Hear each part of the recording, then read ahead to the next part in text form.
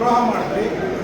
ನಾವು ಕೇಳ್ತಾ ಇರೋದು ಮಹಿಳಾ ಮತ್ತು ಮಕ್ಕಳ ಸಚಿವರೇನು ಮಹಿಳೆ ಆಗಿದ್ದಾರೆ ಅಂತಲ್ಲ, ನೀವು ಯಾಕೆ ಮಹಿಳೆಯರು ಮೋಸ ಮಾಡಿದ್ರಿ, ಮಹಿಳೆಯರಿಗೆ ಯಾಕೆ ದ್ರೋಹ ಮಾಡಿದೆ ಅನ್ನೋ ಪ್ರಶ್ನೆಯನ್ನ ಕೇಳಿದ್ರಿ.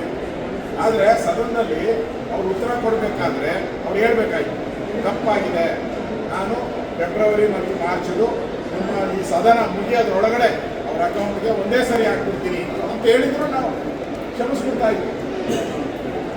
ನಾವು ಹಣ ಹಾಕ್ಬಿಡ್ತೀವಿ ಅಂತ ಹೇಳಿದ್ರು ನಾವು ಅದನ್ನ ಅವ್ರ ಕ್ಷಮಾಪಣೆ ಕೇಳಿದ್ರು ಪರವಾಗಿಲ್ಲ, ಆಮೇಲೆ ನೋಡೋಣ. ಹಣನೂ ಹಾಕಿಲ್ಲ, ಕ್ಷಮೆನೂ ಕೇಳಿಲ್ಲ. ಅಧಿಕಾರಿಗಳು ತಪ್ಪುಗಳನ್ನು ಬರ್ಕೊಟ್ರೆ ಅದನ್ನೇ ತಂದು ಓದ್ತಿರಲ್ಲ, ಯಾಕೆ? ನಿಮ್ಮ ಹೊಡೆದಾಟ ಜಗಳ ಮುಖ್ಯಮಂತ್ರಿಗಳು ಇಳಿಸೋದು ಏರಿಸೋದು, ಈ ಜಗಳದಲ್ಲಿ ಸದನ ಯಾಕೆ ನಡೆಸ್ತೀರ? ಸದನ ನಡೆಸುವಂಥ ಅವಶ್ಯಕತೆ ಏನಿಲ್ಲ.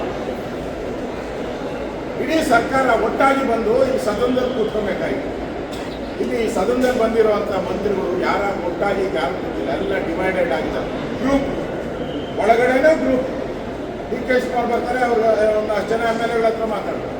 ಸಿದ್ದರಾಮಯ್ಯ ಕರೆಸ್ತಾರೆ, ಒಂದು ಎಮ್ ಎಲ್ ಎ ಲಾಂಚ್ ಬಂದರೆ ಡಿ ಕೆ ಗ್ಯಾಂಗ್ ಒಂದು ಕಡೆ, ಅವ್ರ ಗ್ಯಾಂಗ್. ಏನು ಸದನ ಇದೆ? 7 ಕೋಟಿ ಜನ ಕಾಯ್ತಾ ಇರ್ತಾರೆ ಸದನದಲ್ಲಿ, ಏನಾದರೂ ಒಳ್ಳೇದಾಗಿ ನಮ್ಗೆ ಒಳ್ಳೇದಾಗ್ತದೆ, ರೈತರಿಗೆ ಬಡವರಿಗೆ ಒಳ್ಳೇದಾಗ್ತದೆ ಕಾಯ್ತಾ ಇರ್ತಾರೆ. ಆ ಭಾಗ್ಯ ಲಕ್ಷ್ಮಿ ಹಣ,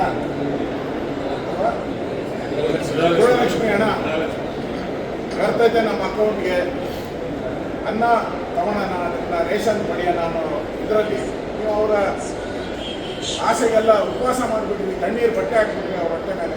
ನಾಚಿಕೆ ಆಗಬೇಕು ಈ ಸರ್ಕಾರ, ಮಾನ ಮರ್ಯಾದೆ ಇದ್ರೆ ಈ ಸರ್ಕಾರ ಇಮಿಡಿಯೇಟ್ ಆಗಿ ಅವ್ರ ಅಕೌಂಟ್ ದುಡ್ಡು ಹಾಕಿ, ಗೌರವ ಇದ್ರೆ ಹಾಕಿ. ಮತ್ತೆ ಯಾಕೆ ತಪ್ಪಿಸ್ತೀವಿ?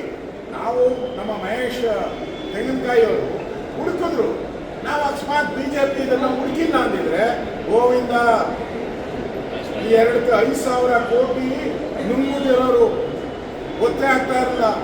ನಾವು ಹುಡುಕಿ, ವಿರೋಧ ಪಕ್ಷ ನಾವು ಹುಡುಕಿ ತೆಗೆದು ಕನ್ಫರ್ಮ್ ಮಾಡಿಕೊಂಡು 8 ಜಿಲ್ಲೆ ಕನ್ಫರ್ಮ್ ಮಾಡಿದ್ದೀರಿ. 8 ಈಗ ಮತ್ತೆ 2 ಜಿಲ್ಲೆ ತಗೊಂಡಿದ್ದೀರಿ. ಈಗ 10 ಜಿಲ್ಲೆ ಬಂದಿದೆ, 10 ಜಿಲ್ಲೆಯಲ್ಲೂ ಕೊಟ್ಟಿಲ್ಲ. ಇಷ್ಟಾದ್ಮೇಲೆ ನಾವು ಜಿಲ್ಲಾ ಕಚೇರಿಯಲ್ಲಿ ನಾವು ವರದಿ ಕೇಳಿದ್ರೆ ಎಲ್ಲರಿಗೂ ಧಮಕಿ ಹಾಕ್ಬಿಟ್ಟಿದ್ದಾರೆ, ಕೊಡಬೇಡಿ ಅಂತ. ಕೊಡಕ್ಕೆ ತಯಾರಿಲ್ಲ ಉಳಿದವರೆಲ್ಲ. ಏನು ಸರ್ಕಾರ ಇದು? ಧಮಕಿ ಸರ್ಕಾರನ?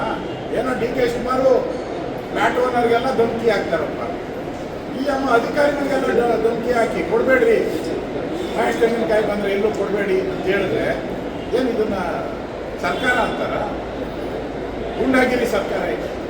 ಇದ್ರ ವಿರುದ್ಧ ಪ್ರತಿಭಟನೆಯನ್ನು ಆ ಜನಗಳಿಗೋಸ್ಕರ, ಯಾವ ತಾಯಂದಿರಿಗೆ 2 ತಿಂಗಳು ಮೋಸ ಮಾಡಿದ್ದಾರೆ ಆ ಜನಗಳ ಪರವಾಗಿ ಇವತ್ತು ನಾವು ವಾಕೌಟ್. ನಮ್ಮ ಸ್ವಂತದ್ದೇನಿಲ್ಲ ಇದರಲ್ಲಿ. ಆ ಜನಗಳಿಗೆ ನ್ಯಾಯ ಸಿಗಬೇಕು ಅಂತೇಳಿ